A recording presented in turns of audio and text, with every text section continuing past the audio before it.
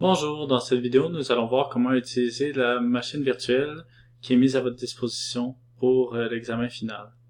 Donc, vous allez voir, c'est la même machine virtuelle, même version de Fedora qu'au premier examen de laboratoire. Donc, il n'y a aucun mot de passe, faites simplement vous loguer.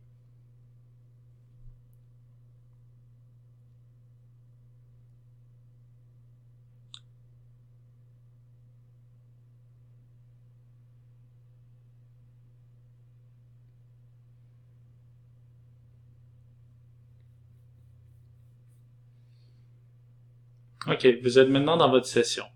Maintenant, au premier examen de laboratoire, je sais qu'il y a eu plusieurs personnes qui ont eu des problèmes de résolution. Dans le fond, ce qui se passait, c'est que, supposons qu'on ouvre un fichier, on voit, dans le fond, tout en zoomé, si on veut. Donc, il y a une façon de régler ça. Pour régler ça, allez dans l'onglet VM, allez dans Settings, allez dans Display, et assurez-vous que cette case-là est décochée. Une fois que vous avez cliqué sur OK, retournez en mode plein écran et vous devriez être correct. Donc, ça va être le même éditeur de code. Donc, Kate, on a aussi Emacs, mais dans le fond, Kate qui est plus standard, qui ressemble plus à VS Code si on veut avec un terminal intégré. Ce dossier-là ne va pas exister sur votre VM étant donné qu'il s'agit du corrigé de l'examen. Vous allez devoir vous concentrer sur le dossier Handout. Donc, on va regarder un petit peu le contenu du dossier. On voit qu'on a deux sous-dossiers, exercice 1 et exercice 2. Prenons par exemple exercice 1. Vous allez devoir compléter le fichier code.c dans chacun des exercices. Vous avez un makefile pour compiler votre code et vous avez un script evaluate.sh. Comme vous pouvez le remarquer, vous avez un script evaluate.sh dans chaque exercice. Ce qui empêche des problèmes comme on a eu au premier examen où certaines personnes avaient mis un exit 0 après avoir construit l'arbre à la question 2, ce qui faisait en sorte que le grader en fait terminait. Tandis que là, en fait, vous avez en fait deux graders séparés pour chaque exercice. Donc, vous allez devoir compléter les fichiers code.c pour chaque numéro. Donc, maintenant, il y a eu un autre problème, une autre question. Merci à ceux qui ont répondu au sondage en passant que j'avais fait pour l'examen.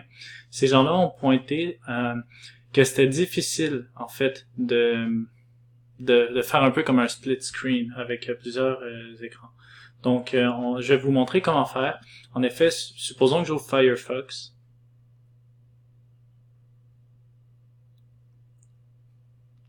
Désolé, mon ordi a un peu de misère aujourd'hui.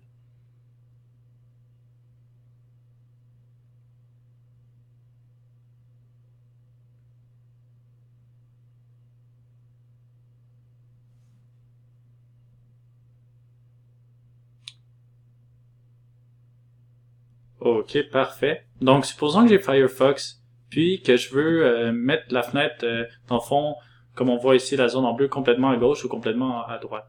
Il y en a qui aiment beaucoup. En fait, je comprends très bien avoir l'énoncé à gauche et le code à droite ou vice-versa. Donc, si on essaie comme ça, comme on pourrait faire sur Windows ou sur Ubuntu, ça fonctionne tout aussi bien. Cependant, il se peut qu'il y ait des cas de bug ou, mettons, on vous demande d'appuyer longtemps sur CTRL et d'utiliser les flèches directionnelles pour, comme ici le pop-up qu'on vient de voir, puis que dans le fond, la fenêtre se place jamais. Donc, on vient d'être témoin du bug ici.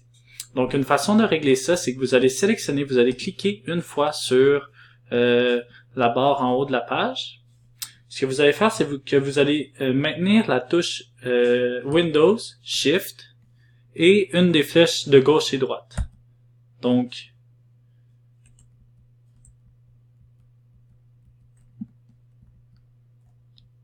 en fait, c'est pas de Shift, c'est juste la touche Windows.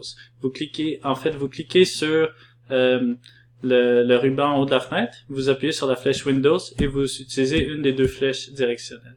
Donc, vous voyez ici, au départ, j'appuie sur la flèche de gauche, ça ramène à gauche. J'appuie sur la flèche de droite, ça ramène au centre. Puis une autre fois sur la flèche de droite et ça ramène à droite.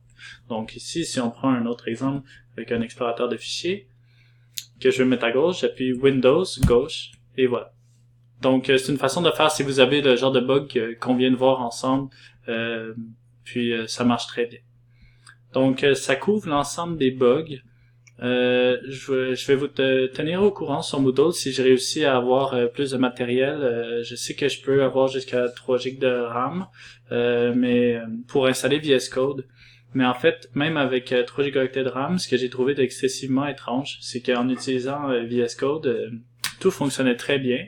Mais dès que je commençais à utiliser le terminal et que j'essayais de le spammer avec, mettons, un grade.sh et des makes, ben dans le fond, le terminal devenait complètement noir. Puis, dans le fond, l'application crashait. Donc, je vais voir si c'est possible, mais pour le moment, j'ai pas eu de commentaires négatifs sur Kate. Si vous avez des demandes spéciales comme Emacs, faites juste m'écrire un courriel, puis ça va me faire plaisir de m'arranger pour que vous soyez confortable lors de l'examen. Mais je pense que pour ça, tout est bien. Puis ça fait le tour des problèmes de la VM et du setup de l'examen. Donc j'espère que vous passez une belle soirée et bonne étude.